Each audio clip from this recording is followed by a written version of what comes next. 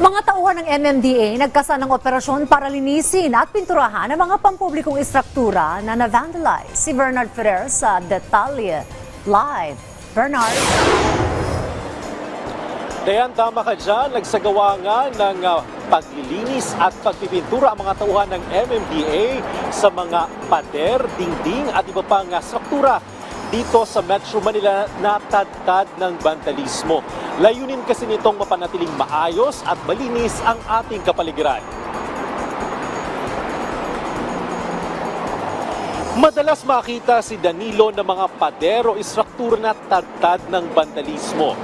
Aminado siya na ilan dito ay mga salitang hindi kaaya-aya sa paningin lalo na kung mababasa ng mga bata. Kaya naman ikinatuwa niya ang hakbang ng Metropolitan Manila Development Authority o MMDA na linisin at pinturahan ang mga pader, dingding at iba pang pampublikong struktura na na-vandalize. Maganda yun kasi unang-una mapapaganda nila yung paligid. Tulad sa mga dingding ng mga natin, establishmento. Hindi naman maitago ni Carl ang kanyang pagkainis sa mga nagba-vandalize. Kaya para sa kanya, mainam kung magpapataw na mabigat ng parusa ang otoridad. Siguro po bigyan sila ng warning. After nun, pag inulit po ulit, first offense hanggang third offense siguro.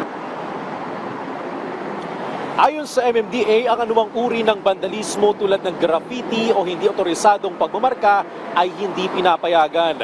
Nagdudulot kasi ito ng pagkasira sa imahe ng mga lugar at dagdag pasanin din sa pagpapanatili ng kalinisan. Kaya nanawagan ng MMDA sa publiko na panatiling maayos at malinis ang ating kapaligiran. May mga umiiral din kasing ordinansa sa iba't ibang lungsod sa Metro Manila laban sa mga nagba-vandalize. Daya naniniwalang ilan sa aking nakausap ang disiplina pa rin ng publiko ang pinakamainam upang makaiwas sa vandalismo. Dayan? Maraming salamat, Bernard Ferrer.